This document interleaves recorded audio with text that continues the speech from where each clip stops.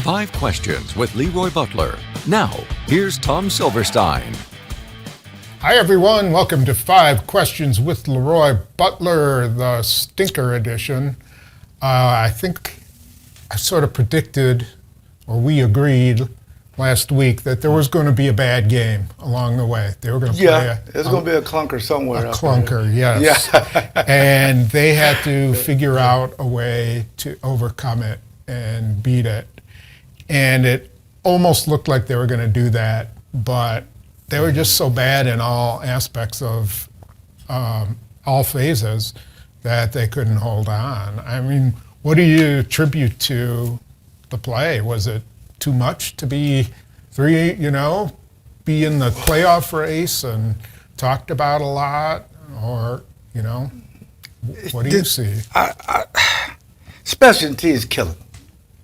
Having more penalties, when you're on special teams and you turn the ball over, it's demoralizing. Yeah, it really is. Especially when Nixon, who leads the league in kickoff return, and I learned this from Mike Holmgren. Don't make a bad play worse. Mm-hmm.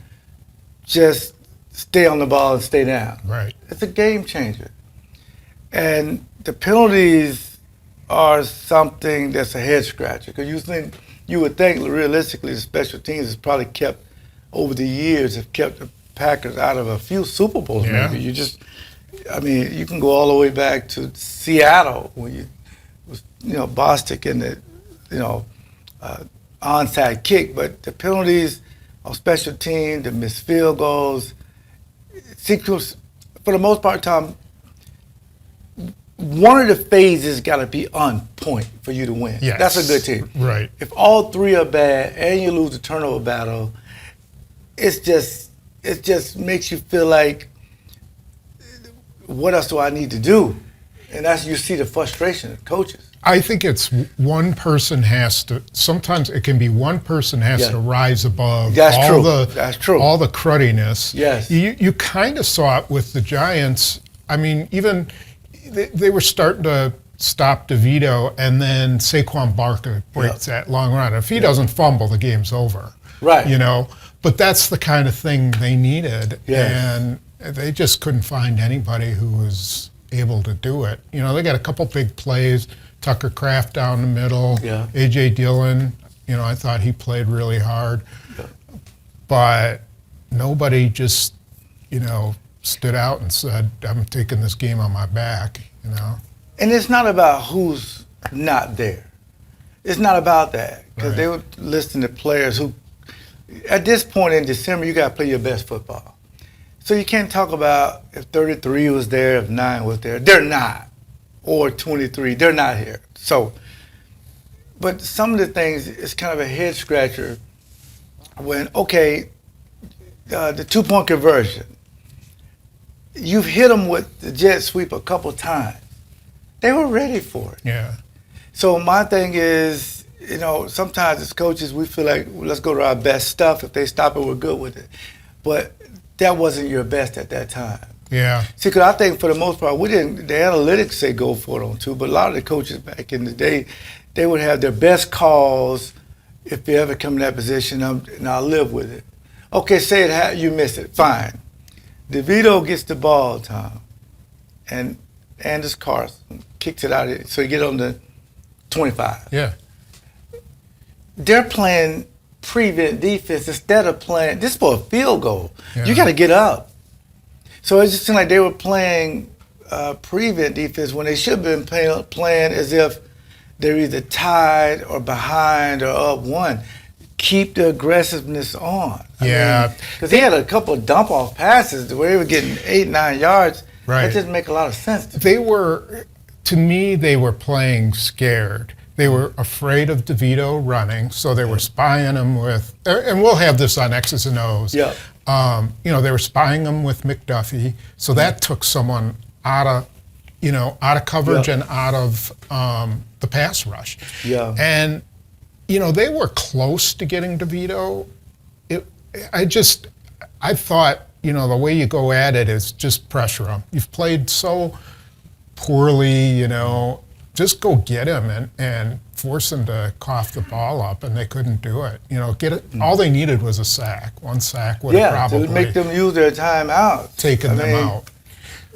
It was frustrating. I think they played to lose in a lot of ways, but you know, also Jordan Love didn't have a good game. I mean, his streak of improving each week kind of fell off the cliff, and that's going to happen with a young guy. But what do you do? Like, if you're play call, what do you do to get him going? Well, he got going in the second half, but the first half, he was just missing wide open guys. Yeah. And you would think the growth of Jordan Love the last 3 or 4 weeks, he outplayed all those quarterbacks. You know, the Jared Goff, the Patrick Mahomes, and then he was very accurate. You know, guys were wide open, and he would put it on the body, but for some reason he was off. And they was talking about the wind, but that's not an issue with him because he has a strong arm. Now, the interception, when you got one high safety and one guy deep, and you're looking there, you never look the guy off. Yeah. For him to move over, and he got too much air in the ball. Then that was a fair catch. Why wouldn't you just throw it as far as you can, and if it's incomplete, it's incomplete. Right. Now maybe you saw Wicks got held a little bit, but I didn't think it was that bad of a penalty. I've seen a lot worse than that. No, because even if you feel like that, you still got the safety standard right there that's moving over. Just go to your check down and survive the down. Right. And even on the I think of the 4th down play on the fumble, just keep it outside. Just keep outside. Follow Tucker, Kraft. Just follow him and just stretch out and try to get the first down. Yeah. But that fumble, that was bad. That was bad. That was bad. And then he had Romeo Dobbs, or I think it was Touré, open in the corner. And he sailed it, way wide of him. But that would have been a touchdown, and that would have changed the game. Yeah, it just didn't have a good game, But here's why you can't have those games, because they'll be in the playoffs. So put that to the side. They'll be in the playoffs. Right. I'm just saying the growth of taking over a game. They needed somebody to take over the game. And in a lot of ways, Jordan did that. When they got the turnover, the turf monster grabbed Saquon Barkley. Yeah. And here's why that play should never happen. Think about it. When he's falling and fumbles, 37 and 59 jump over him instead of touching him down. Oh, no. They should have touched him. The game's over. But it seemed like they knew he was fumbling, so they avoided him. I don't know if they did or not, or if they just were like, I'm going to jump off. You got to touch him because he could get up, had he not fumbled, get up and start running. Yeah. But they jumped, 2 guys jump over him. Okay, fine. Valentine gets it and runs it back, and they let it go because they're still going to review it. And I'm thinking the Giants are going to give you the game. Yeah. They're giving it to you. Yes. Because they missed a field goal just like you did. But neither. It was almost as if when I saw that graphic, the Giants defense is the youngest defense in the league at 25. And you got the youngest offense, okay? It's like breaking up a fight of 2 toddlers. Like, stop. Nope, stop. You go back to your little bed and you go to yours. Yep. But nobody wanted to win the game, and it was disappointing because everything was on the line. You saw the graphic saying if the playoffs start now, you're in, which is still favorable to you. But at that point, because I know people were like, well, they're reading all their clippings. And I don't think that had anything to do with it. I think they just played a bad game on the road. It happens. Detroit just played a terrible game in Chicago on the road. Yes. Miami loses they're up 14 with 3 minutes to go. The Jets haven't scored a touchdown in 17 years. Right. Scored 30 points. Right, against a good Houston team. It happens, but if you think about it, Desmond Ridder and DeVito, 2 quarterbacks, a lot of people don't even know. Yeah. If you miss the playoffs, those 2 quarterbacks. Those are 2 games that'll kill you. That you can win those games. Yeah. So, it is what it is at this point. But if you're a therapist right now, everybody should be in your office trying to, how do you explain being that high, beating Patrick Mahomes, and then come back down to earth. Yeah. With the Giants. And I will say they are potentially in a lot of trouble because Dontavian Wicks said he suffered a high ankle sprain. Yeah. So he's going to be out for a while. Jaden Reed's in concussion protocol, and you never know for sure whether he's going to be back, especially on a short week. Yeah. Christian Watson, I don't know if he'll be back this week. They got to make sure he's healthy. Aaron Jones might be back, but they have a problem at wide receiver. I do think, and I want to know your opinion about this. And I kind of was arguing about it with Ryan Wood in the podcast, but I'm not sure if I'm right on this or not. Okay. I think they got to find a way to get Romeo Doubs the ball more. Now, they threw it 7 times to him, 4 catches, but it was a lot of just, kind of garbage time throws to him. Nothing big. Do you think they need to get him more involved, or are they doing it the right? I mean, I should say scheme for him, to get him open, or do you think they're scheming for Jaden Reed right now? He's the hot receiver, so is that the right move? Well, without Watson in there, Reed seems to have more wiggle as far as jet sweeps, intermediate passes. But I agree with you. 87 has a bigger catch radius.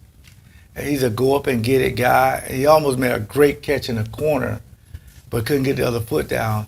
They got to figure out a way to get him, because if he's your only healthy option, him at 85, you got to figure out ways to get him the ball. Yeah. Put him in a bunch. And whenever you're in a bunch, on the young secondary, especially if they're blitzing, somebody's going to be wide open. And that's going to have to go with somebody that has good chemistry with Jordan Love. And it seems like when he throws it to Romeo, he can throw it up a little bit higher, away from his body, and he'll be able to catch it. Yes. So he'll be the only guy that you can go to that's reliable, really. He'll turn bad throws into completions. Yes. He's done a lot of those catches. Yeah. And it seems like to me that's the guy that pulls harder for Jordan Love than anybody. Yeah. So he's going to get his opportunity now, because like you say, a lot of people hurt. We'll see. Let's go over to defense, because I think you would say that the overall game plan was to stop Saquon Barkley. Yes. They had a safety in the box a lot. Yes. They were very concerned. Did a great job on him on short yardage. Yes. I mean, the 4th and 1 where Eric Wilson, they put 3 linebackers on the field, 3 inside linebackers. And Eric Wilson and McDuffie make the stop. Great play. He's going to probably break a run here or there, but is that sound to just go in stopping one guy and then saying, okay, let Tommy DeVito beat us? Because he did beat you. Yeah, but he beat you with his legs and his arm. Yeah. You can't. I mean, even when they blitz, he breaks. There's nobody there. Yeah. And then they kept losing contain. On the one touchdown, it's like a big pile up. So come Barkley just run outside. No one even touched him. Yeah. And that's the leverage has been an issue all year, getting outside. So when he rolls out, you're giving a quarterback a 2-way option to run and to throw. And that was just very, very disappointing. They played right and decide before the Justin Fields of the world, but I mean, the guy had 71 yards rushing. Yeah. I mean, 10 carries, 71 yards. And that is part of why I brought this up, because that end was crashing down to get Saquon Barkley. He was supposed to be the backside guy to try to get Barkley before he got going. Enagbari got sucked in really bad, I think, on the one where he almost scored. Sean Gary got sucked in on another because they were playing so aggressively with the run. I don't know. I just kind of feel like sometimes you got to be a little more balanced. I don't know if I'm right on that. I honestly don't. Well, What do you think? I like taking something away. So if you're going to take away the run, that's all the run. You can't give up 200 yards. Yeah. They were averaging, with the quarterback, they were averaging 6.1 yards. Now, it looks ugly because they had a lot of stops on Barkley. But that last drive, Tom, when you must have it, it just broke off a run. And next thing you know, the quarterback had confidence now. He made some good throws, though. a touchdown and 37 Beautiful got throw. caught peeping in the backfield. Keep your eyes on him, nephew. Whip you around, keep your eyes on the receiver, and then relate to the ball. That touchdown, he could have broke that up. So my thing is, every team is going to see this tape and feel like, for one, they can run the football again. Yeah. Because at some point, the Packers stop the run, at some points they don't. If it were me, I'd have had people just stacked up in the line, scrimmage, and make DeVito throw for 400 yards to beat me. Yeah. His receivers, I mean, they were small, quick guys, but that last drive, Nixon, if I tell Nixon to stay outside, Tom, outside and he gets leverage. worked at the line, that ain't on Joe Barry. He has to play his leverage. Yeah. And the guy who was able to get out of bounds for 35 yards. We'll do that play because I have a question about how they played that, and I want you to address it. I think that there's just a lot of question marks on. But this was one of the worst offensive lines, Tom. Yeah, Coming into and they got DeVito was nothing. sacked a bunch. He was the most sacked per pass. No one had been sacked more per pass than him. Yes. And they didn't, even their tackle Evan Neal didn't play, but they had some penetration, but it looked like their lanes were off, and they were letting him get out. They couldn't get him down. A couple times there was holding, but that happens on every play. That's not an excuse. They needed somebody to take over that last drive and get a couple sacks back to back. Yeah, sacks, or he gave them one interception possibility. It was that route down the left side with Devondre Campbell covering that wide receiver. Yes. And Campbell just couldn't play it. I mean, he just misplayed it. I mean, I thought when I saw that go, I'm like, this is an easy interception, because I was like, I had the perfect angle. Oh, right. And Campbell, I mean, just didn't play it very well. Right. I know what play you're talking about.